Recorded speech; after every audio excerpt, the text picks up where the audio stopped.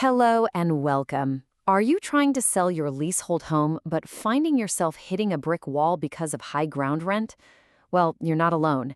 It's a really frustrating and confusing situation, but the good news is there are ways to move forward. Does it feel like your property is just completely stuck, impossible to sell, all because of that one little line in your lease agreement? If that sounds horribly familiar, then don't worry, we're going to lay out a clear map of the problem and, more importantly, your options. Okay, so to figure out how to get out of the ground rent trap, we first have to understand what it actually is. How did this become such a massive headache for so many homeowners in the first place? Right. First things first, a really crucial distinction. In the UK, you either own a property as a freehold or a leasehold. Freehold is simple. You own the building, you own the ground it's on, end of story. But with a leasehold, which is super common for flats, you only own the right to live in the property for a certain number of years. The actual land and sometimes even the bricks and mortar of the building belongs to someone else, the freeholder. And that's exactly where ground rent comes into play. It's the yearly fee you pay to that freeholder for the privilege of your home being on their land. Now, sometimes this is a tiny, symbolic amount. You might hear it called a peppercorn rent. But for others, especially people who bought from certain developers, it can be a huge and, even worse, a rapidly growing cost. And this is what's led to what's now widely known as the leasehold scandal. In the last few years, thousands of homeowners, a lot of them in new-build homes, found out their contracts had these awful clauses that let the ground rent rocket up over time.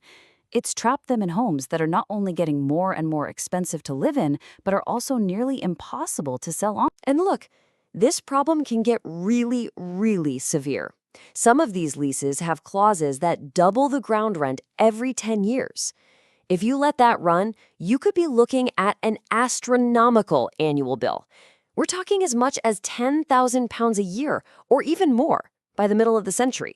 It's staggering. So, let's get to the crux of it. Why exactly does high ground rent make your home so tough to sell? Well, it's not just one single thing.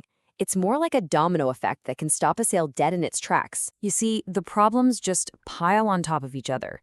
Of course, the high costs put off potential buyers, but the really big barrier is often the mortgage lenders. They look at a property with spiraling ground rent and just see risk. They're worried that if a future owner can't pay the mortgage, they'll be stuck with a property they can't sell either. So they often just refuse to lend money against it at all. And whatever you do, don't think you can just sweep this under the carpet. You are legally required to tell any potential buyer about the ground rent. Hiding it is a disastrous idea. If the new owner finds out later, they could sue you for misrepresentation. So being upfront is absolutely your only option. Okay, so before we get into the nitty-gritty of selling your place as is, it's worth knowing there are two potential ways to actually fix the root of the problem. Now, they aren't always quick or cheap, but you need to know they exist. Option 1 is to buy the freehold yourself. If you can manage this, the problem literally vanishes overnight. You can't pay rent to yourself, right? Option 2, if you've owned the property for at least 2 years, is to go through a formal lease extension. The law, using what's called a Section 42 notice, allows you to not only extend the lease, but also slash the ground rent down to that peppercorn level. Both can be complex and costly, but they solve the issue permanently. But let's be realistic. Buying the freehold might not be on the cards, and maybe you just don't have the time or the funds for a formal lease extension. You just need to sell up, and you need to do it now, with the high ground rent as part of the deal. So, what are your practical choices? So if you need to sell your property as is, you've essentially got 4 main routes you can go down. Each one has some pretty big pros and cons, and you'll really need to think about which one fits your personal situation best. And this table really lays it all out for you. Your choices are using a quick buy property company, going with a traditional estate agent, trying your luck at auction, or selling it completely on your own. We're going to compare them on 4 key things: how fast they are, what they cost you, how much effort you have to put in, and, this is a big one, the certainty that the sale will actually go through. And when you look at the speed, the difference is just, well, it's huge. A genuine quick buyer, one who's using their own cash and doesn't need a mortgage, can often get the whole thing done in a matter of weeks. Compare that to an estate agent or auction, which can drag on for months, or trying to sell it yourself, which could easily take a year or even longer with absolutely no guarantee of success at the end of it. And then, of course, there's the cost. If you sell through an estate agent or at auction, you're going to be paying them a commission, which is a percentage of the final price. Selling it yourself avoids that fee, but then you've got to pay for things like advertising.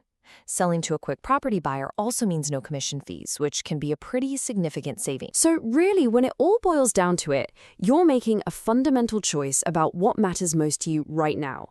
An estate's agent might dangle the possibility of a higher price, but that comes with loads of uncertainty and a very slow process. A quick buyer offers you speed and, crucially, certainty. It lets you draw a line under the whole stressful situation and move on, even if the offer isn't quite what you'd call top market value. Feeling stuck with a property you can't sell is an awful, powerless feeling. The real aim here is to find the path that puts you back in the driver's seat. So, looking at all the facts, the final question is really for you to answer. Which of these paths is the one that lets you take back control of your finances and your future?